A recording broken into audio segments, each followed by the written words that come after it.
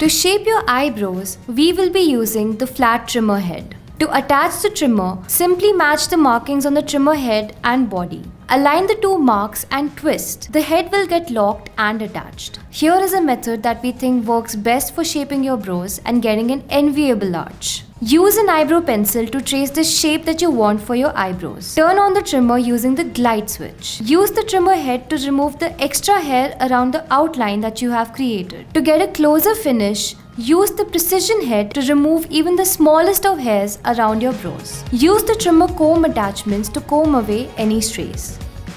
Your perfect DIY eyebrows are ready to slay. A trimmer does not require any moisturizer or aloe vera gel to act as a base for the skin. You can directly use the flat trimmer head and move it along the direction of the hair growth.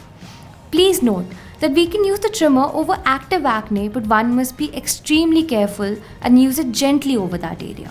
Once you are done using the trimmer, ensure that you clean it before storing it in a clean, dry place. After usage, we recommend taking out the batteries and to reinsert them before every use.